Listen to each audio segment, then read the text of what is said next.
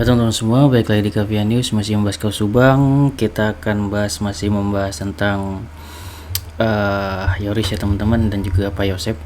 Mengenai apa bang? Mengenai tentunya dana bos ya teman-teman. Siapa sih yang paling banyak menikmati dana bos gitu kan? Apakah yang menikmati dana bos tersebut adalah Yoris atau Pak Yosep kan kayak gitu? Di sini gue akan bacain ya teman-teman, tentunya dari sumber yaitu dari Tribun News Bogor mengenai dana bos tersebut ya teman-teman. Di sini ada judul yaitu Yoris simpan dana bos di lemari rumah usai kasus Subang. Bukan nafkah istri menurut dia, yaitu karena takut dipakai Yosep gitu atau ayahnya sendiri gitu ya teman-teman. Jadi memang ini ada pengakuan dari Yoris, dikabarkan oleh Tribun ya teman-teman. Apa penyebabnya kayak gitu, kenapa dia lakuin itu, kita lihat ya teman-teman beritanya. Ini gue bacain. Anak korban kasus Subang, Yoris Raja Amarullah, akhirnya mengakui menyimpan dana bos Yayasan Bina Prestasi Nasional dalam lemari rumah. Dana bos sengaja dititipkan pada istrinya, Yanti, namun bukan sebagai nafkah istri.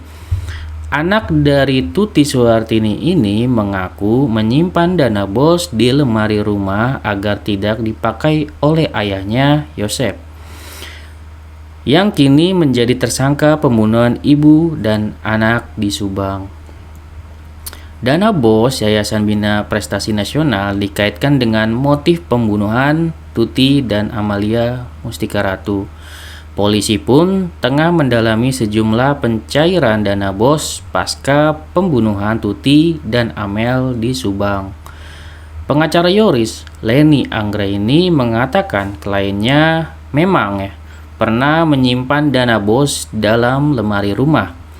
Yoris itu pernah simpan dana bosnya dititip di rumahnya di Yanti dalam lemari, kata Leni saat dihubungi tribunnewsbogor.com.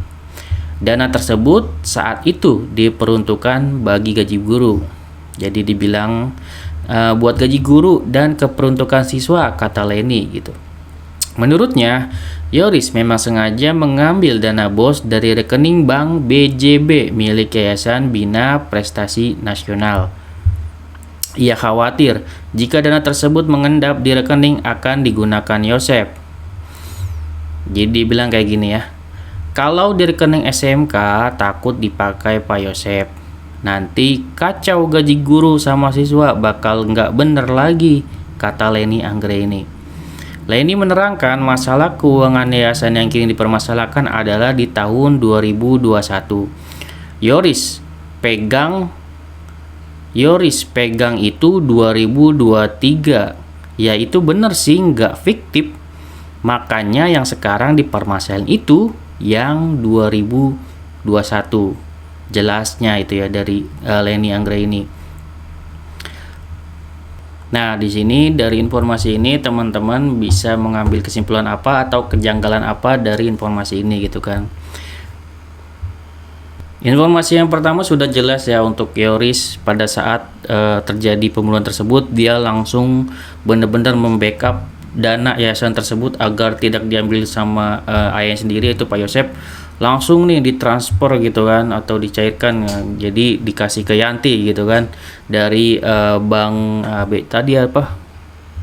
dari rekening bank BJB milik yayasan, jadi bank BJB milik Yayasan Bina Prestasi Nasional langsung diambil untuk dana bos tersebut, ditaruh ke lemari di rumah, dipegang sama Yanti gitu kan ya. Artinya apa teman-teman? Dari awal berarti Yoris ini sudah curiga gitu kan, bahwasanya ada target dari ayahnya sendiri untuk dana bos tersebut nanti diambil gitu. Jadi seolah Yoris ini tahu gitu kan motif dari ayahnya sendiri gitu. Artinya ada kecurigaan juga sepertinya indikasinya dari Yoris kan kayak gitu ya. Terus kejanggalannya apa bang? Di sini dituturkan oleh Leni Anggraini bahwa yang dicurigai adalah tahun 2021, yang dimana pada saat itu yang masih menjabat yaitu adalah Yoris. Artinya sepenuhnya uang dana bos itu harusnya memang dipegang seluruhnya oleh Yoris dan bukan Pak Yosep. Secara logikanya seperti itu ya teman-teman. Karena pada saat tahun 2021 tersebut, pada saat kejadian, apalagi itu di akhir tahun, yaitu bulan Agustus, penuturannya ya Pak Yosep masih menerima uang jajan dari Amel. Dan dituturkan juga oleh Yoris. Yoris gajinya 15 juta, Bu Tuti 10 juta, dan Amel 10 juta. Jika uang yayasan sebanyak itu atau gaji Yoris sebanyak itu dengan Bu Tuti dan juga Amel, sangat wajar jika memang uang yayasan itu bernilai miliaran ya teman-teman. Dan persoalannya untuk tahun 2021 terus dipermasalahkan dan Pak Yosep dan Yoris dipanggil.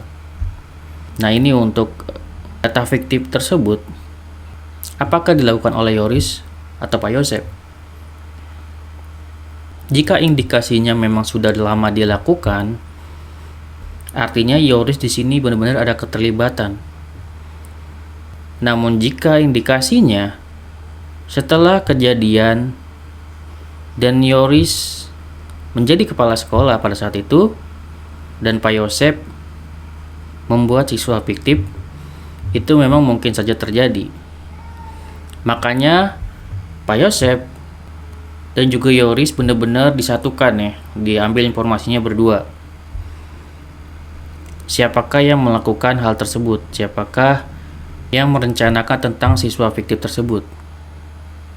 Jika ini rencananya Pak Yosep, tentunya akan diketahui kok oleh para guru dan segala macam.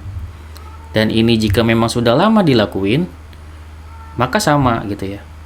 Para guru dan semuanya kepala sekolah akan tahu dan akan berbicara kepada satu orang. Siapakah yang benar-benar melakukan dan menyimpan dana BOS tersebut dari tahun berapa sampai tahun berapa? Apakah yang memegang dana BOS tersebut adalah Pak Yosep ataukah yang memegang dana tersebut adalah Yoris? Menurut teman-teman, siapa yang paling berpeluang untuk memegang dana BOS tersebut? Dan siapakah yang paling banyak menggunakan dana BOS tersebut?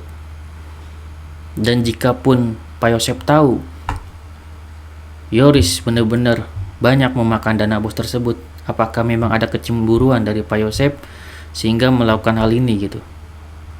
Dikala anak dan istrinya sangat menikmati harta yang begitu banyak dan dia hanya dilengserkan dan hanya dikasih uang jajan hanya karena dia diungkapkan bahwasanya Pak Yosep ini boros gitu ya. Dan apakah ini sangat wajar jika Pak Yosep sakit hati sudah dilengserkan dan begitu banyak uang yayasan namun dia tidak mendapatkan harta sedikit pun dari yayasan tersebut? Menurut gue pribadi, dari awal itu adalah suatu kewajaran banget ya. Orang yang harusnya berhak mendapatkan uang dari dana yayasan tersebut tapi dia tidak mendapatkan sama sekali gitu ya. Terlepas dari dia boros atau enggak gitu ya. Menurut gue pribadi memang Pak Yosep berhak gitu ya. Tapi di sini kalau menurut gue pribadi ya Yoris ini sangat jelas ya teman-teman menguasai dana BOS tersebut.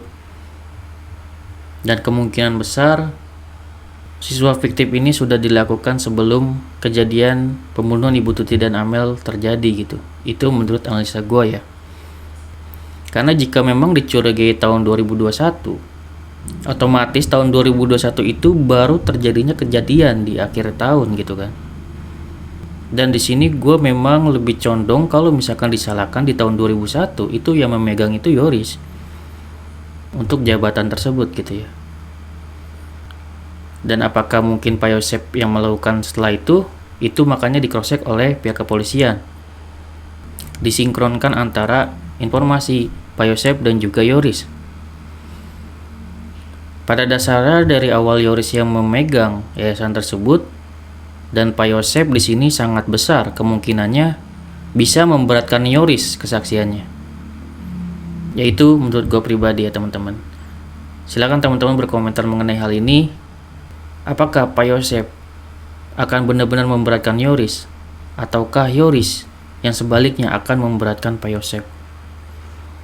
Dan kembali lagi, Jika teman-teman bisa memberikan opini, siapakah yang benar-benar menikmati uang dana yayasan tersebut atau uang dana bos tersebut? Oke, segitu video dari gue, semoga bermanfaat. Wassalamualaikum warahmatullahi wabarakatuh. See you next video teman-teman.